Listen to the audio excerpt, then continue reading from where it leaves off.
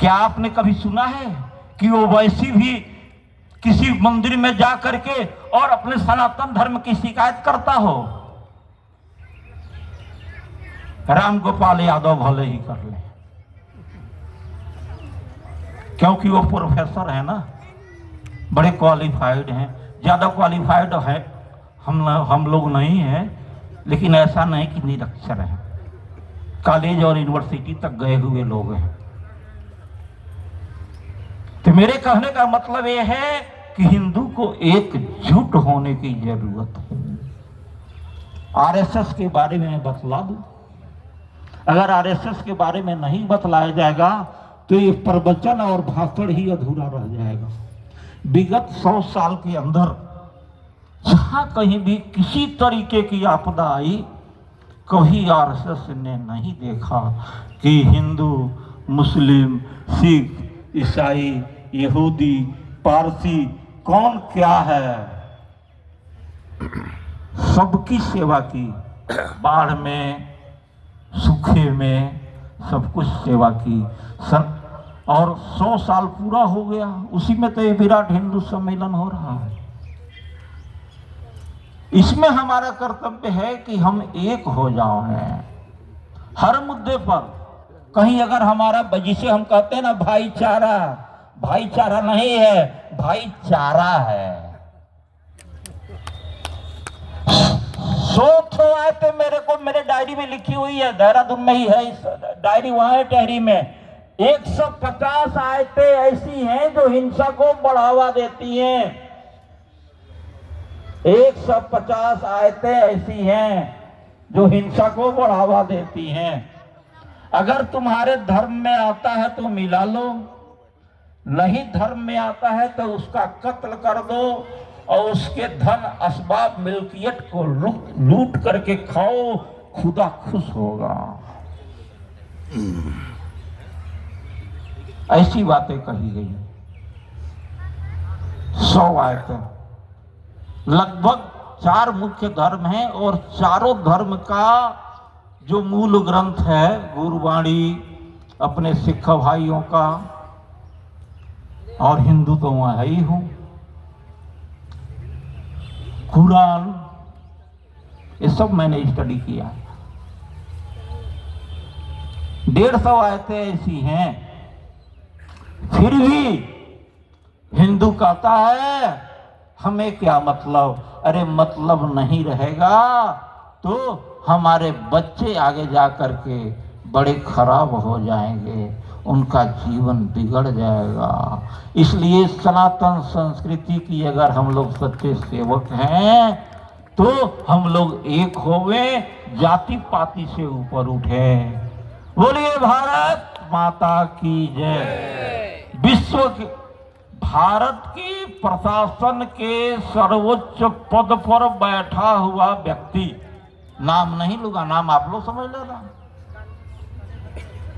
जब डॉक्टर केशव बलराम हेडगेवार ने आरएसएस की स्थापना की तो उन्होंने कहा था कि कोई हेड ऑफ गवार ही हिंदुओं को एक तराजू पे तौलने का प्रयास करेगा। लेकिन हेड ऑफ गवार, हेडगेवार को हेड ऑफ गवार बना दिया, जो हमारे आरएसएस के प्रथम सरसंघ चालक थे। हेड ऑफ गवार और हिंदुओं को क्या बनाया? मेढक। जैसे मेढक हम तराजू पे तौल रहे हैं ना, 2 किलो का बट्टा रख लिए, 2 किलो मेढक इधर तौल रहे हैं, 4 चढ़ाएंगे, 2 उसमें से छलांग लगे जाएंगे। हिंदुओं को मेढक कहा। लेकिन आरएसएस ने 100 साल में दिखला दिया कि हम क्या से क्या कर देंगे। 3 करोड़ सिखों ने जब हुंकार भरी, उस समय 3 करोड़ भी संख्या नहीं थी, 2 करोड़ से नीचे। 84 तक संख्या जो है 2 से 2.25 करोड़ ही थी पूरे विश्व में सिखों की। तो हम तो 100 से ज्यादा हैं, जिधर चाहें उधर न चाहते हैं। लेकिन हमें एक होना पड़ेगा, एक होना पड़ेगा। अलग अलग रहने से कुछ नहीं होगा। देखिए ये लोग कटाक्ष कर रहे हैं, तमाम तरीके के कटाक्ष लोग करते रहते हैं और हम हिंदू चुपचाप सहते रहते हैं। गणेश छाप बीड़ी बिक रही, गणेश का बंडल लाओ जी। हमारे देवताओं के नाम पे तमाम ब्रांड बिक रहे, हम चुप हैं। यह सही छोड़ता नहीं, हमारी कायरता है। हिंदुओं कायरता छोड़ना होगा, छोड़ना होगा, छोड़ना होगा। हमारे सिख भाइयों को भी मैं एक दो शब्द कह के अपने वाणी को विराम देते हुए अपनी जगह ग्रहण करूंगा। सनातन संस्कृति के स्तंभ सिख भाई हैं, उसमें भी कुछ निकल गए हैं, पन्नो इत्यादि कनाडा में तमाम तरीके की बातें कर रहे हैं, लेकिन हमारे हिंदुओं के सैनिक और रक्षक जो जत्था बना श्री परम श्रद्धेय पाता स्मरणीय श्री गुरु गोविंद सिंह जी ने बनाया, तो इनको रक्षक बनाया सनातन संस्कृति का। एक कथा याद आ रही है, व्यंग्यात्मक कथा है कि एक सरदार जी विदेश गए तो वहां पत्रकारों ने घेर लिया। पत्रकारों ने पूछा, सरदार जी एक बात बताइए, भारत का झंडा तिरंगा है? सरदार जी ने कहा है तो क्या है? बोले कि उसमें ऊपर रंग केसरिया है। बोले कि है तो क्या है? अब तो केसरिया रंग तो हिंदुओं का है। तो बोले कि है तो क्या है? नीचे वाला रंग हरा है, हरा रंग मुसलमानों का है। सरदार जी ने कहा कि है तो क्या है? बीच वाला रंग सफेद है,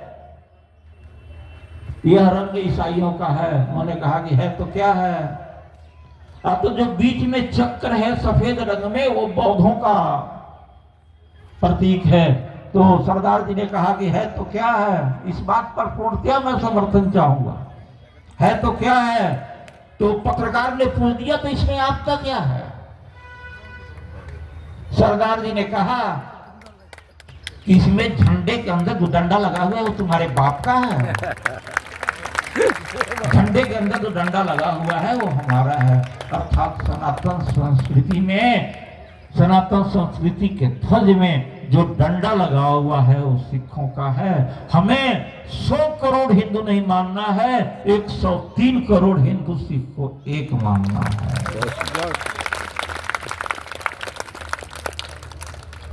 थोड़ा सा इन मूर्ख नालायकों नाकारों के ऊपर थोड़ा सा मैं कहना चाहता हूं। नाम तो मैं कईयों का ले लिया, आप लोग समझ भी रहे हैं। व्यंग्यात्मक भाव से ही मैं कहना चाहूंगा। पंडित मदन मोहन मालवीय जी जब बीएचयू बना रहे थे तो माध्यमिक शिक्षा परिषद उत्तर प्रदेश शिक्षा बोर्ड का हेड ऑफिस प्रयागराज है। हम भी गए हैं काम से कई बार वहां। तो और बाकी संत होने के बाद कुंभ तो खूब किया है प्रयागराज का। तो चले गए, संघ ऑफिस का काम निपटाया, समय मिला, सोचा कि चलते हैं संगम पे नहा लेते हैं। तो संगम पे नहाने गए, वहां तो पंडे लोग हैं, घेर लेते हैं, आइए हम पूजा कराते हैं, आइए हम पूजा कराते हैं, आइए हम पूजा कराते हैं। प्रयागराज की स्थिति ये है कि जो ब्राह्मण लोग पढ़ गए वो तो बड़े बड़े IAS PCS बड़े बड़े अफसर और अधिकारी बन गए, और जो नहीं पढ़े ना वो संगम पे पंडागिरी करते हैं। तो मालवीय जी ने कहा कि ठीक है, कोई भी ब्राह्मण पूजा करावे, हमें कोई ऐतराज नहीं है, हमें कोई दुख नहीं है। चाहे 5 मिनट में पूजा करावे, चाहे 25 मिनट में पूजा करावे, लेकिन उच्चारण शुद्ध होना चाहिए। उच्चारण जो है शुद्ध होना चाहिए, व्याकरण से ओतप्रोत होना चाहिए, व्याकरण की चाशनी में एकदम मस्त हो। तमाम ब्राह्मण पीछे हट गए। एक ब्राह्मण बोला कि चलिए हम कराते हैं, शुद्ध उच्चारण होगा, मालवीय जी मत चिंता कीजिए। नाव पर बैठे, संगम के लिए चल दिए। नाव पर बैठ के मेन संगम में जाया जाता है प्रयागराज में, चल दिए। फिर मालवीय जी ने वही शब्द उच्चारण किया कि भाई उच्चारण शुद्ध होना चाहिए। अब उस पंडे से रहा नहीं गया। पंडे ने कहा कि एक बात बताइए कि यह त्रिवेणी जो संगम है, इनमें किन किन नदियों का मालवीय जी संगम है? तो वो बोले कि गंगा, जमुना और सरस्वती। तो उसने कहा कि सरस्वती कहाँ है? तो मालवीय जी ने कहा कि गुप्त है। तो बोले कि जहाँ सरस्वती गुप्त हो वहाँ आप जो है शुद्ध उच्चारण की बात करते हैं। वैसे ही इन नेताओं में जो सनातन संस्कृति पे उंगली उठाते हैं उनके अंदर सरस्वती गुप्त ही है। तो इन्हीं शब्दों के साथ मैं तो कैसा सौभाग्य प्राप्त मेरे को हुआ कि उधर तो बराबर ही मैं रहा हूँ 8-10 सम्मेलनों में, और देहरादून आया था, हार्ट डिजीज के पेशेंट हैं, इलाज कराने। परसों आचार्य जी से मुलाकात हुई। आचार्य जी अपने परम मित्रों में हैं, दोनों आदमी हम लोग आपस में बहुत डिबेट करते हैं। तो आचार्य जी ने कहा कि प्रेम नगर में सम्मेलन है। हमने हर जगह तो बुलावे पर जाते हैं, शर्त एक रखते हैं कि आश्रम से ले जाओ या मत ले जाओ, लेकिन शाम को आश्रम छोड़ दो। पहाड़ में गाड़ी घोड़ा बहुत कम चलता है, शाम के समय तो सवारी मिलती ही नहीं। हमने छोड़ना पड़ेगा हमको आश्रम पर। सुबह तो कहीं भी होगा, पौड़ी गढ़वाल से लेके रुद्रप्रयाग तक कहीं भी मैं पहुंच जाऊंगा, लेकिन शाम को गाड़ी से हमें छुड़वा दो आश्रम पे। लोग छुड़वा ही देते हैं। तो ये सौभाग्य, आचार्य जी ने कहा, ये सौभाग्य बेगर क्या कहते हैं, बिन बुलाए मेहमान, मान न मान मैं तेरा मेहमान। लेकिन एक शब्द लगा हुआ है अतिथि, जिसकी कोई तिथि न हो। हमारी भी कोई तिथि नहीं थी और मैं यहाँ उपस्थित हो गया। इन्हीं शब्दों के साथ आपको संबोधन करने का और एकत्रित होने का, उपदेश देने का सुअवसर हमें प्राप्त हुआ। तो मेरे कहने का मतलब एक शब्द में कहना चाहता हूँ कि हम सनातन संस्कृति वाले हैं। काटने का पक्षकार मैं भी नहीं हूं कि हम किसी को काटें, लेकिन फुंकार तो ऐसी होनी चाहिए। जब वो सर्प ने फुंकारा ना, दूसरे दिन बच्चे आए झूला लगाने, सारे बच्चे भाग छूटे। वैसे ही हमारी फुंकार ऐसी होनी चाहिए कि इनके मन में यह भाव उत्पन्न हो कि अगर सनातन संस्कृति के तरफ हमने अंगुली उठाया तो हमारी आंखें निकाल ली जाएंगी। हिंदू को यह उग्र रूप धारण करना पड़ेगा। अभी को तेजी आवाज इधर उधर कर रहा है।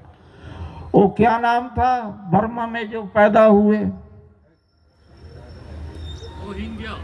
समय वृंदावन के पास पहुंचे तब इशारा मिल गया। अब कोई पत्थर न लाए, यह सुंदर हिल गया, इशारा मिल गया है। विद्यार्थू क्या नाम था, म्यांमार में जो पैदा हुए, जिनके एक कहने पर रोहिंग्याओं को निकाला गया, जो हमारे तरफ जिसकी वकालत राहुत, पप्पू, अखिलेश मौर्य ये तमाम लोग कर रहे हैं, जिनमें सरस्वती गुप्त है। विराठू। आज सनातन संस्कृति को विराठू जैसे अवतार की जरूरत है। चल पड़े।